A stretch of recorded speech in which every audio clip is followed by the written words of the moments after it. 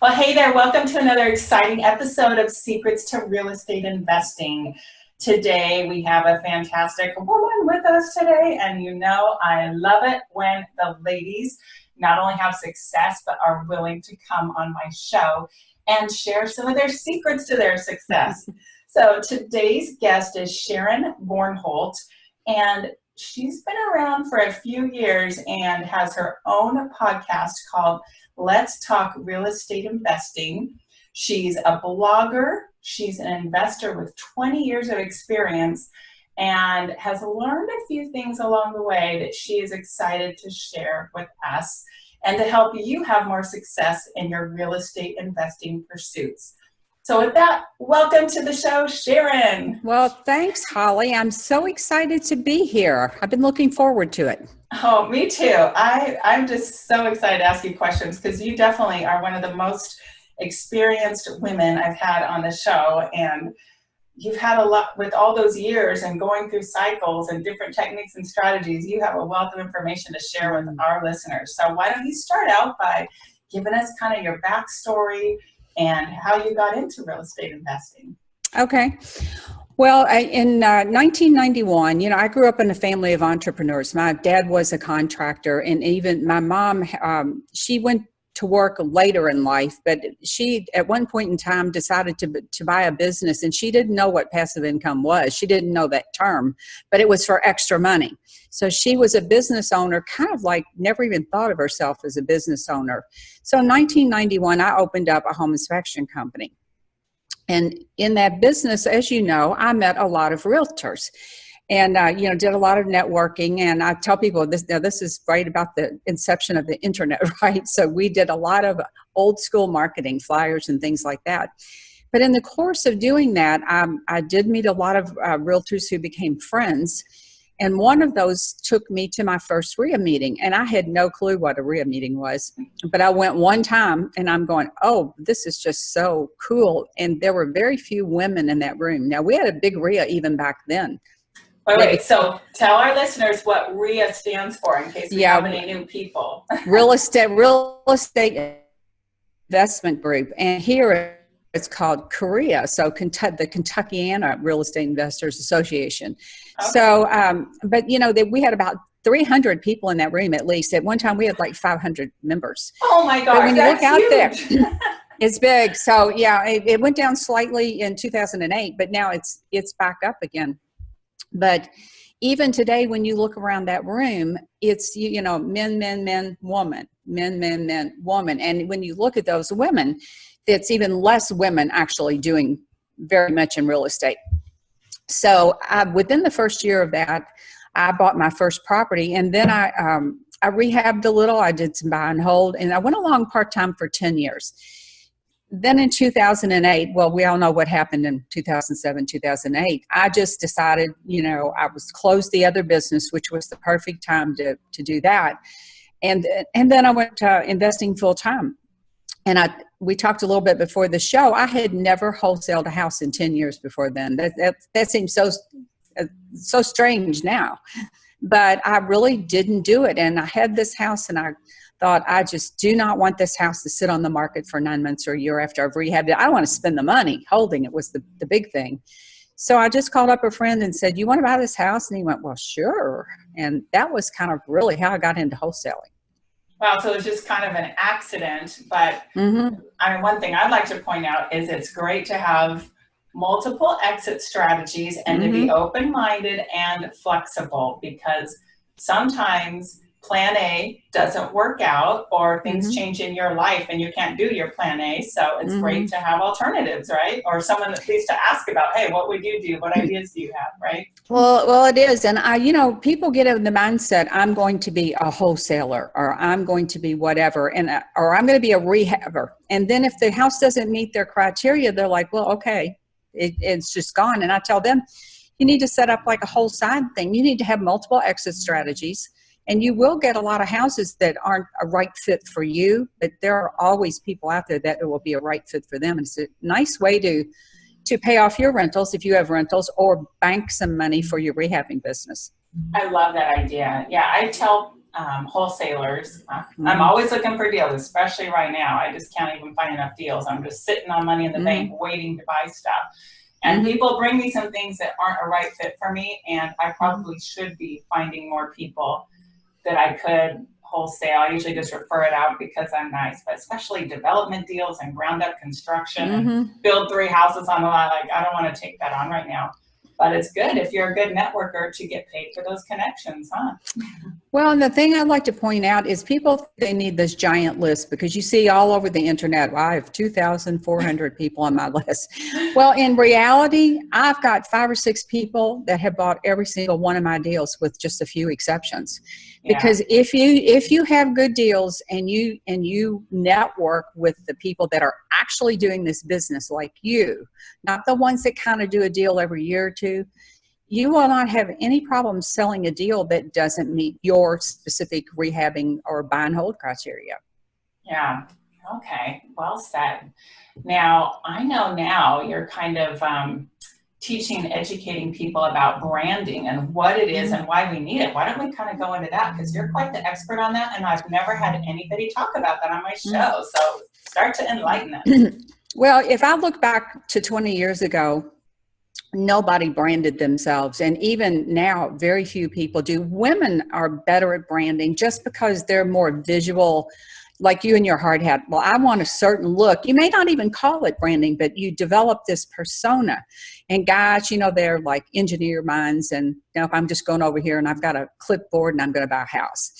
So, but I tell people, you need to think about your brand, because when you think about branding, your brand is how people think about you. It's the experience you create, and it's how they remember you. So it is certainly the visual components, your pink hard hat, it's other, your logo, your colors, it's that. But more than that, it's really what people say about you when you walk out of the room. They'll say, boy, that Holly, she is just great at what she does. Or that's because you have built a brand. But if you don't build a brand, one of 2 things will happen. Either you're invisible, which is horrible, or somebody else will build it for you. Somebody will say one little tiny negative thing about you, and then that's all there is out there for you on your branding. But when it comes to branding and marketing is how you get deals in the door. So that's if you do direct mail or you network or your website or whatever it is. And marketing is why they choose you. Your branding, what do you mean your branding is why they choose you. Right. Yep. And why don't we give our listeners some examples of that? Like, I know some people will put out direct mail that is a handwritten letter, or it looks handwritten, because they want the potential seller to open it, and they think, a handwritten letter will get more opened. And so maybe it can't apply to that. But if you have a reference to anything on a website, or some people do put out more professional, more corporate looking buying mail. So maybe they've got a logo and some colors and a certain style of font that they're trying to look professional. I mean, you have a brand, whether you know it or not, probably. Is it sloppy and unprofessional, or is it professional and then people have more trust with you? I mean, what do you have to say about kind of those comments? Well, I think you hit upon it. People need to understand that you create your brand. It's up to you. Otherwise, somebody will do it for you, and you're almost always not going to like it. So if you think about, and there's no one right way to do it. You have a very professional appearance. My brand is more professional. See, I'm not from the yellow letter school. I don't want to look like a 3rd grader wrote my marketing. When I do letters, I do a more professional letter, but I also use postcards. So here's the other thing. You have to tailor your marketing to the person you're trying to attract. I had a friend who worked inner city Philly, and she said, if you send somebody up there a white letter, they're thinking they're getting sued. That thing's going in the grocery and like they're moving tomorrow. Which I thought was funny because, but she said, and it is true, you have to tailor your marketing to your overall, what you want it to be. You create that. It's up to you to create that. Yes, absolutely. And your prospective sellers, some of them are going to be more excited about a corporate look versus the third grader look. And some may be more interested in talking to a woman than a man.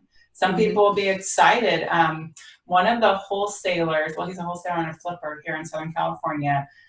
He's a good-looking guy with a beautiful wife and adorable kids that are like 8 and 10. And I get letters from him because I own a rental free and clear. I love getting his letters because it's so cute. He puts a picture of his family on it. And it kind of tugs at your heart saying, oh, what a cute family. So if I were a grandma that, maybe in my 70s or 80s and I had a rental, I'd be pretty excited to sell it to this cute little family. So it is interesting of who your target market is and what message do you want. And I don't know if he puts his family photo on everything, but I don't know. What other types of branding things have you seen with people's businesses? Well, I do think when you're creating your brand and you're doing, like, let's say you're doing an About Me video you're going to put on your website. I think it should just be you, because ultimately people do business with people they know, like, and trust, and you will not be a fit for everyone, and you should not try to be a fit for everyone. You should figure out who your ideal customer is and, name them. Like if I want to work with a top rehabber, I have a gal in Minneapolis who's a top rehabber. So my avatar, I named her Amber, and I told Amber, I named my avatar Amber, but I might name it Holly. But you have to get so clear on who your target market is, because it's not everybody. And then you want to attract the people that are meant to be your people, your tribe. But here's the thing about branding and marketing and all of this that people really don't know. See, I'm older than you, so I remember when you would send out a marketing piece or you would show up at an event and people would just call you on that. So let's say it's a postcard. They would just go, okay, I'm going to call Holly. Well, now there's a step in the middle. Now they get your marketing piece, or they might even see you at a networking event. And before they decide to work with you, they are going to stalk you online. They are going to look at they're going to look for a website. If you don't have a website, even a crappy website, they're going to say, well, she's not really real because look, she's not even online. So they're going to go check you out. They're going to look at your social media profiles. They're going to figure out who this person Holly is. And then they're going to make a decision on whether or not to work with you. That's what's changed. Yes. And it's so easy for people to Google people. It's 1 second on a smartphone and then they start pulling things up. So definitely that's so important. And I know I don't expect everyone to like me and want to do business with me. And I'm in the business of, I've got kind of the 2-part branding thing going, because if I have a prospective seller looking me up online, I make sure there's nothing up there that I'm embarrassed of, but then also students that want to learn how to flip houses from me. My brand is I'm a high energy, maybe hyper excited person that, and I've got my pink hard hat and I'm going to take people through homes and I show videos on that. And I just say, hey, love me or leave me, but decide, are we a good fit or not? Because if I'm not, don't waste your time. Don't waste my time. If you like me, let's do something together. And that's exactly the way it should be. And, you mentioned pictures. See, I believe you should put your picture on things. And here's why. Because let's say you or I show up to look at a house and a guy just doesn't trust women to be in business. Maybe he's really a lot older, for whatever reason, he's looking for a man. If you have your picture on your stuff, right off the bat, he's going to disqualify you. And that's good, because he's not your person. Right. If you attract all the wrong people, you're all just going to be miserable. Right. And you're going to waste your time and their time. But one alternative to that too is if you have a partner, or in this case, like an acquisitions manager that's going to go out to meet with them. Because I've had friends that do that. They kind of feel out like, is this person preferring a male or a female to show up to negotiate a deal? And then they can act accordingly. So it's great, once again, to network with people and maybe find someone you can team up with. If they think a woman would be better, then send a lady.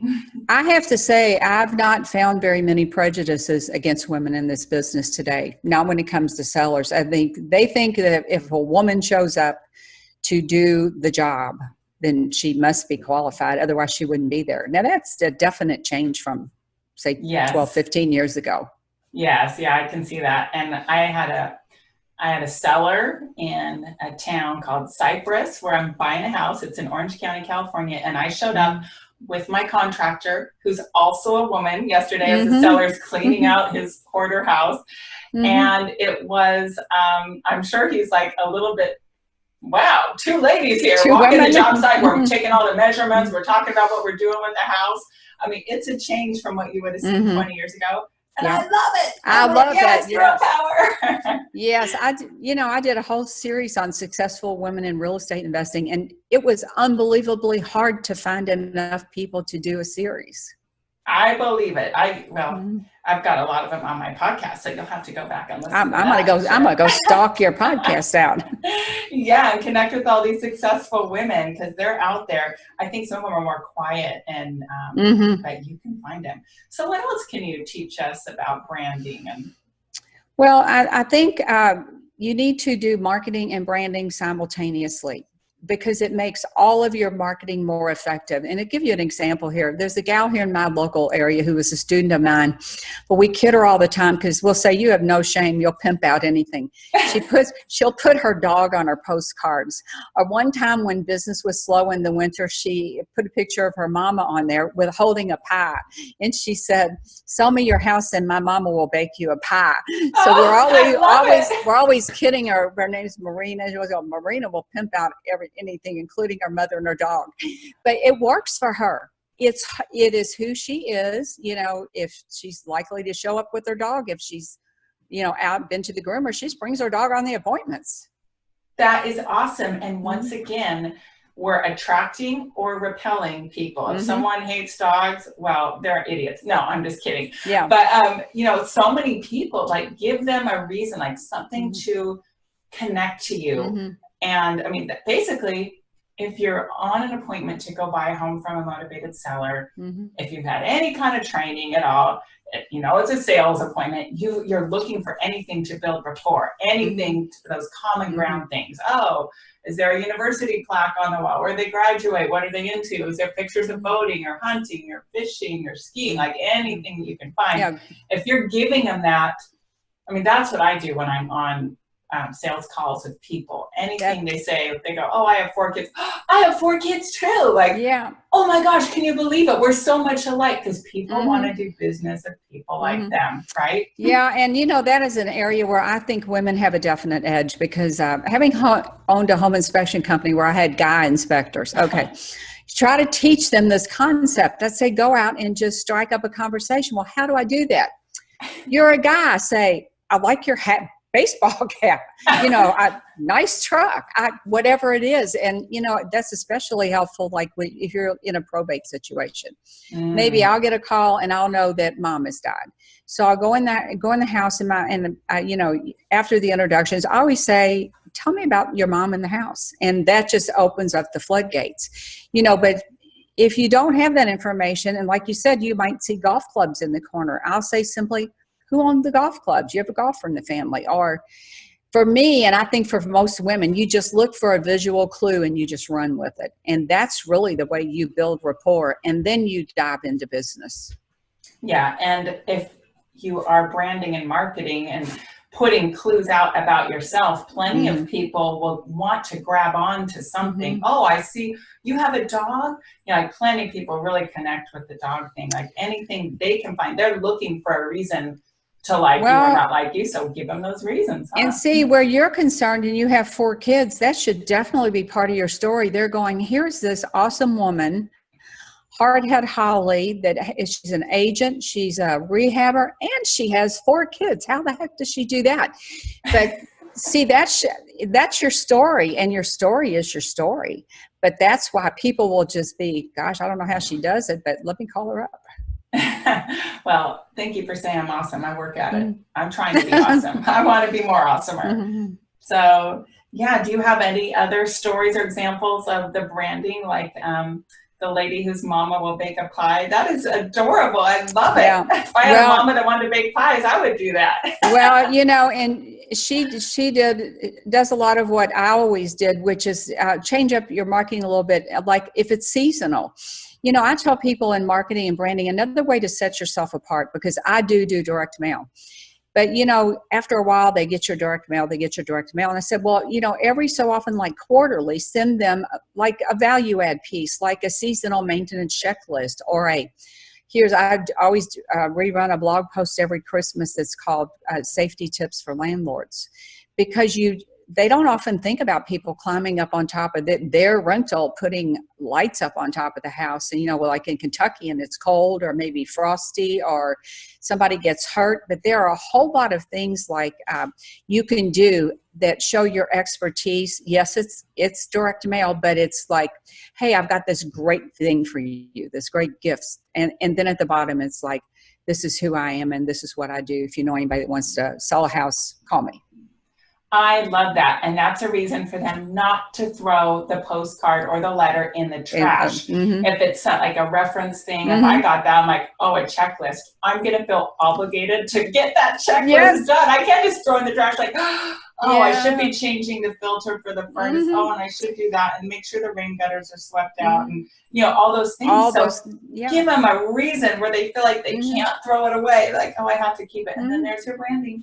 If you ever want to sell the house, or if this is too overwhelming, I'll take it off your hands, right? Yeah, right. It's a subtle form of very targeted marketing, but it works. And here's the real bonus too. People are busy let's use Christmas as an example. People are super busy, and if you're mailing much past the first week in December, you're pretty much just lighting your money on fire for that month. But if you send them something to help them, like along around Thanksgiving, hey, here's some Christmas safety tips before you decorate your house or crank up your fireplace or whatever. Then when your real mail piece comes in January, they're going to go, oh yeah, that was that Holly girl sent me that cool checklist thing of whatever it was. And it doesn't have to be anything like super fancy or hard. You can pull together something off the internet that is very valuable to them, that's an all-in-one resource for them. Yeah, you don't have to be creative or think up these checklists on your own. There's plenty of stuff online that you can model and repurpose and just give you ideas. That's awesome.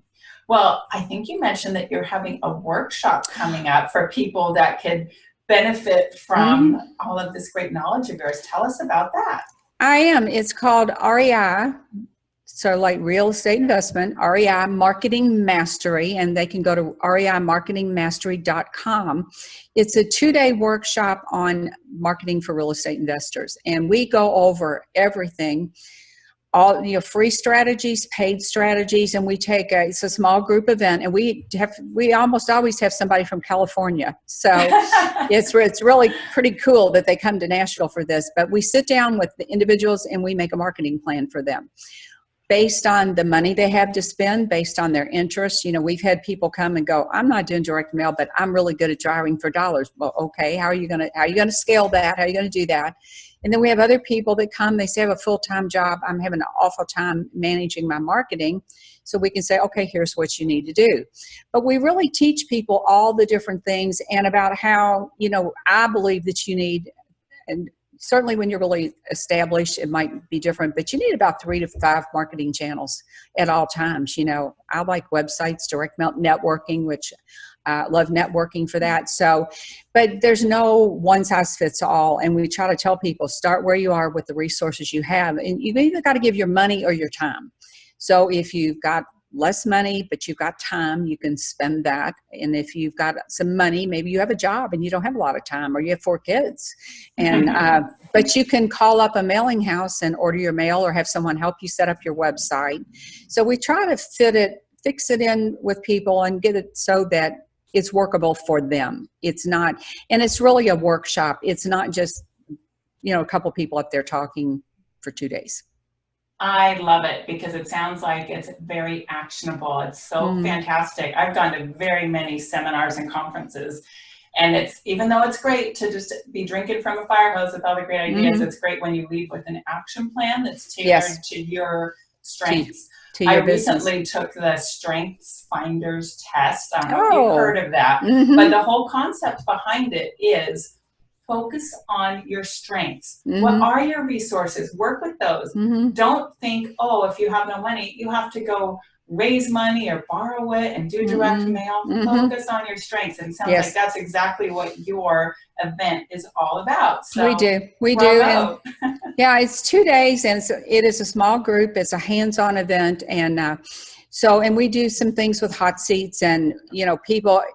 Here's the beauty of live events, and this. You go to a live event out of town, there are people there from all different parts of the country.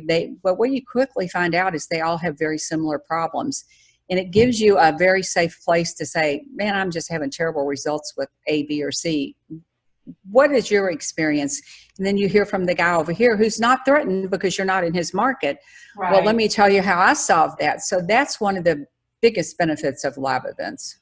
Awesome. Well, I think it's great that you're putting this on. Fantastic, Sharon. Well, also, I'd love for you to tell us about, since we're on a podcast and you have your own podcast, tell us a little bit about that as well and what you typically talk about on your show. My podcast is called Let's Talk Real Estate Investing. And so we talk about anything and everything that has to do with investing, strategies, marketing, networking, they're really anything that could conceivably, be on the show. And I've been lucky. I've crossed over the 100 podcast mark. So I've had a lot. Yeah, really. That was a celebration. So I did a podcast on doing 100 podcasts. But, it's kind of a landmark because when you do a podcast, you're kind of just most of the time just feeling your way along. Now there's all kinds of podcast guides, but back then, well, not so much. But I like podcasting because it's a nice way that people can listen on the go and, teach themselves things. I listen to podcasts. I'm sure you do. It's a great educational, a great way to learn. Oh, I'm a huge fan of it. I probably play between an hour and a half and 2 hours almost every day, while I'm doing my makeup or driving in the car, whatever. Like I want to be learning all the time. That is how I get better. So thank you. I can't wait to be starting to hear some of your episodes on that. And my listener, Sharon, has very generously put together a free download for this episode about brand assessment. So tell us about that document that we're going to be able to be putting out. Well, as a lot of people have some pieces. Maybe they don't have a blog, but maybe they have a YouTube channel. Maybe they have a Facebook profile, but they don't have a LinkedIn profile.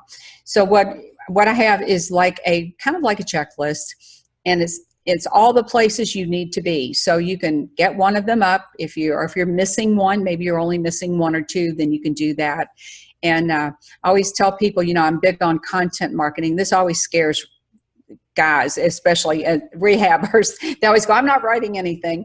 And I try to tell them, well, content marketing, which is a piece of this, can be a video when you're walking through a house if you're a wholesaler or a rehabber. It can be, I've seen some of your videos, like here's the end result. It can also be, look at this crappy house. People love video though, or how many women and people out there don't know how to install faucets? You can do a short video, whip out your smartphone and do a video on anything. So you don't necessarily have to write things. If you're a talker, you can start a little podcast talking about your business. But there's an avenue for everyone. Yes, there definitely is. So Sharon's brand assessment will be available to everyone at hardhatholly.com/63 because we are show 63. So hardhatholly.com/63. You can replay the episode there if you're hearing it on iTunes and get her free brand assessment download. Also at the show notes, we'll have links to register for her event, to her website, to be able to email her. All of that will be there in our show notes. And as I've mentioned before, I'll remind you, if you prefer to do this right on your phone right now, and you can text, you can send a text to the number 38470, and you're just going to text the word hard hat as one word. I know it's two words, but we take the spaces out for our keyword here, hard hat, to 38470. That's 38470. You just text hard hat, and I'll get you Sharon's download there as well as our past downloads. And just to remind you guys, I do have a YouTube channel. Some of you may or may not know. I have a couple of hundred videos, most of them a minute or less, walking through mostly job sites and talking about what worked well, what didn't, what the contractor missed, like all of that, the inside scoop. If you want to learn rehabbing, check out my YouTube channel, which, big surprise, it's called Hard Hat Holly. So go find me on YouTube, and you can join our private Facebook group, which Sharon is in also. It's Hard Hat Holly's Real Estate Investing Team. It's a closed group, but we'll approve you usually within 24 hours. Got a couple hundred people in there. You can ask questions of me. You can ask questions of Sharon right in there too, if you want. Just so, make sure and tag me. Oh, yeah. Make sure you tag Sharon if you want to ask her something, but she's in that group too.